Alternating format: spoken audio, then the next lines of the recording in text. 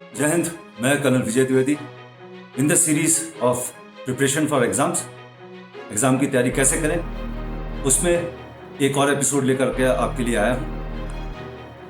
ये सारे स्टूडेंट्स के लिए हैं, चाहे वो स्कूल के बच्चे हों या कॉलेज के स्टूडेंट्स हों या अपनी सर्विस के दौरान आप कोई भी एग्ज़ाम ले रहे हैं। पिछले एपिसोड में मैंने बताया था मैं आपको ब्रेन की फंक्शनिंग बताऊंगा और उसको समझकर आप अपने ब्रेन को कैसे डेवलप कर सकते हैं जिससे आपके एकेडमिक करियर में आपको ज़्यादा से ज़्यादा फायदा मिले।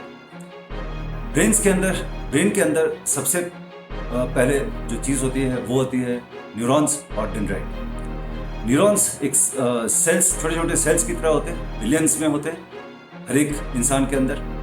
और डेंड्राइट्स होते हैं वो धागे की तरह होते हैं जो एक दूसरे से वायर की तरह हैं, जो कनेक्शन करते हैं बिटवीन द न्यूरॉन्स। जो भी इंफॉर्मेशन आप गेन करते हैं वो न्यूरॉन्स में कहीं ना कहीं स्टोर हो जाते हैं और डेंड्राइट्स के थ्रू वो एक्सचेंज होते रहते हैं बिटवीन न्यूरॉन्स। और जब आपको कोई भी इंफॉर्मेशन आपको चाहिए होता है तो यही कनेक्शंस हैं जो कि आपको इंफॉर्मेशन को आपके सामने ले आकर के रखता है और उसको आप यूज़ करते हो किसी भी क्वेश्चन को आंसर करने के। ब्रेन दो पार्ट में डिवाइडेड होता है, left part of the brain and right part. जो लेफ्ट ब्रेन है वो आपके बॉडी के राइट पार्ट्स को कंट्रोल करता है और जो राइट ब्रेन है वो आपके left part of the body को कंट्रोल करता है। अभी जो आपका लेफ्ट ब्रेन है वो एक सिस्टमैटिक ब्रेन होता है जो कि आपके बुक्स के टेक्स्ट को पहचानता है, जो लीनियर होता है, जो आपको पढ़ने में किसी भी चीज़ को पढ़ने समझने में हेल्प करता है। इसलिए नॉर्मली आप देखेंगे जो भी जब आप क्वेश्चन पढ़ते हो और बुक्स पढ़ते हो जो ऊपर से नीचे की तरफ चलता है तो आप अपने राइट हैंड का इस्तेमाल करते हो और वो चीज़ आपके left part of the brain में स्टोर होती रहती है जो भी आप नॉर्मल बुक्स में पढ़ते हो। अगर आपने देखा होगा तो बुक्स को दो पार्ट में नॉर्मली एक पेज को दो पार्ट में डिवाइड करके ऊपर से नीचे और ऊपर से नीचे वो चलता है। वो आपके लिए लीनियर तरीके से आपको चीज़ें याद रहें और आप स्पीड से पढ़ सको, इसलिए वो की जाती है। जो right part of the brain है वो इंट्यूटिव है, वो क्रिएटिव है, वो कलर्स को पहचानता है, वीडियोस को पहचानता है, आर्टिस्टिक होता है। तो जो लोग थोड़े आर्टिस्टिक बेंड वाले होते हैं उनका राइट ब्रेन ज़्यादा डेवलप होता है। अभी इसका इस्तेमाल कैसे करें? जब आप किसी चीज़ को पढ़ते हो तो आप अपने लेफ्ट ब्रेन का इस्तेमाल करते हो और वो आपके माइंड में कहीं ना कहीं स्टोर हो जाता है। अब उसको रीइंफोर्स करने के लिए अगर आपने उसी चीज़ का एक वीडियो देख लिया या एक डायग्राम बना लिया या डायग्राम देख लिया, उसमें थोड़े कलर्स यूज़ कर दिए।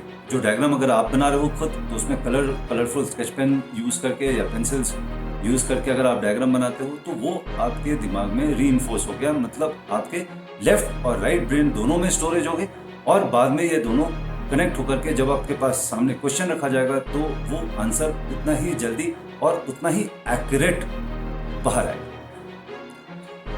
तो नेक्स्ट लेसन है हर वो क्वेश्चन जो आपको थोड़ा भी डिफिकल्ट लगता है, जब आप अपने नोट्स बना रहे हैं तो उसमें डायग्राम्स का इस्तेमाल मैक्सिमम करिए।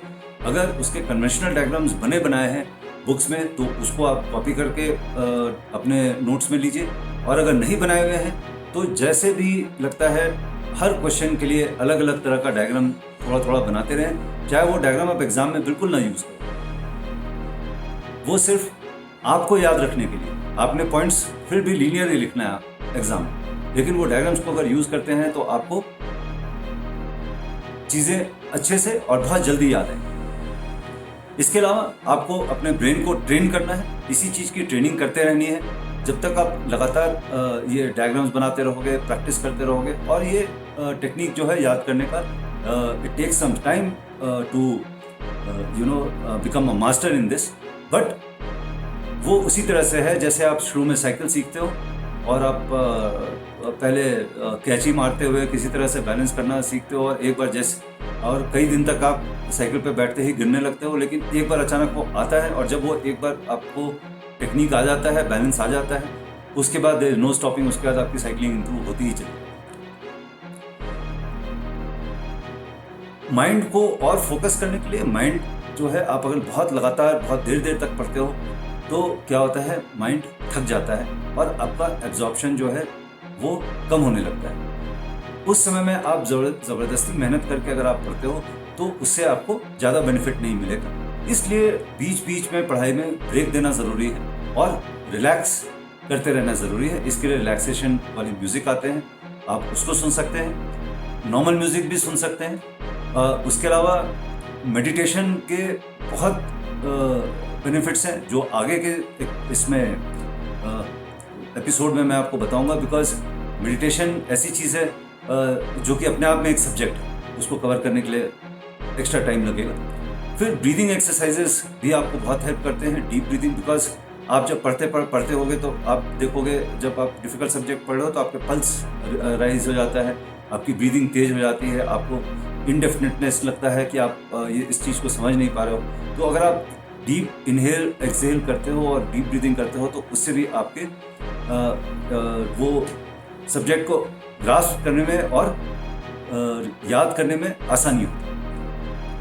इसके अलावा एरोबिक एक्सरसाइजेज ज़रूर करें, योगा करें या एरोबिक एक्सरसाइजेज करें, वो भी आपको बहुत हेल्प करेगा। हमेशा 8 घंटे की स्लीप का नींद जो है वो बहुत इंपॉर्टेंट है, आपने उसको ज़रूर पूरा करना है।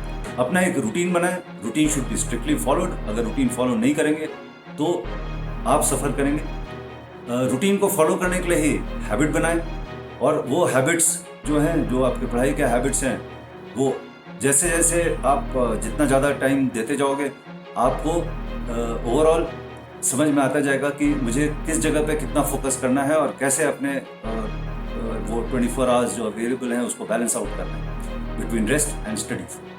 और इसके अलावा एक सबकॉन्शियस माइंड का बहुत इंपॉर्टेंट रोल होता है। आप जब भी कोई चीज़ पढ़ते हो तो वो आपके सबकॉन्शियस माइंड में रहता है। अगर आप उसको थोड़ा सा रिवाइज करते हो और जब आप सोते भी रहते हो तब भी सबकॉन्शियस माइंड उसके ऊपर काम कर रहा होता है। ये कुछ पॉइंट्स हैं। इस सीरीज़ में मैं कम से कम आपको 20 एपिसोड दूंगा जो कि आपको पढ़ाई के टेक्निक्स में हेल्प करेगा, जैसे सबकॉन्शियस माइंड को कैसे एक्सरसाइज करना है और एग्ज़ाम के 10 दिन पहले कैसे तैयारी करनी है, 1 महीने पहले कैसे तैयारी करनी है और 2 दिन पहले और एग्ज़ाम के दिन आपको कैसे तैयारी करनी है, उसके बारे में बताऊंगा। आई एम वेरी श्योर आप लोगों को आप सबको इससे बेनिफिट मिलेगा। एंड मेरे तरफ से बेस्ट विशेस। जय हिंद।